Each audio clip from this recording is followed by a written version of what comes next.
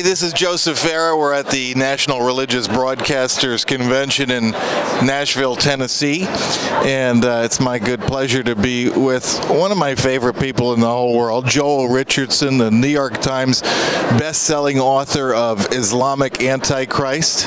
And Joel, you are here to debut kind of your newest movie, which is End Times Eyewitness, which we'll talk about in a second, and also to kind of introduce to people his latest book, which I am so excited about. I mean, this is the book everyone at WND knows how excited I am. It's called When a Jew Rules the World. And I believe this is probably the most important book of 2015. I'll be very honest with you. That's what I think. In this world we're in today, where we see anti-Semitism on the rise, and we see Christian persecution on the rise, and just a lot of things coming to a head. Joel, what inspired you to write When a Jew Rules the World? Yeah, I agree with you that we're living in a moment right now when I believe there are moments in history that are far more critical than other times, and I believe we're actually in one of those moments right now. Now, it doesn't surprise us, Joseph, when we see radical Jew hatred throughout the Middle East. This is not surprising. It's fairly standard fare. We're slightly more surprised when we see it spreading throughout Europe, as it is.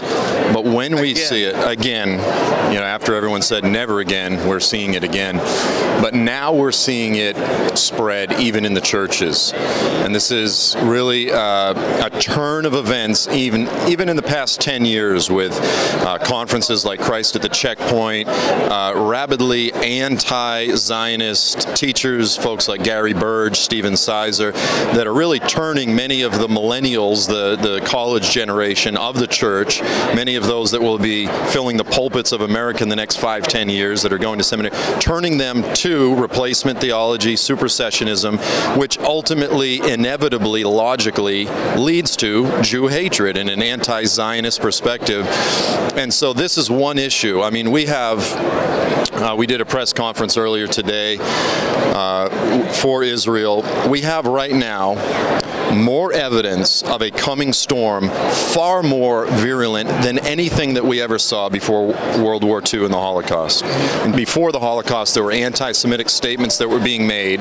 Right now, what we see in the earth, openly expressed, genocidal statements are literally 1,000 times worse than anything that we saw previous to the Holocaust. So we have the evidence of recent history, seeing what mankind is capable of in the Holocaust.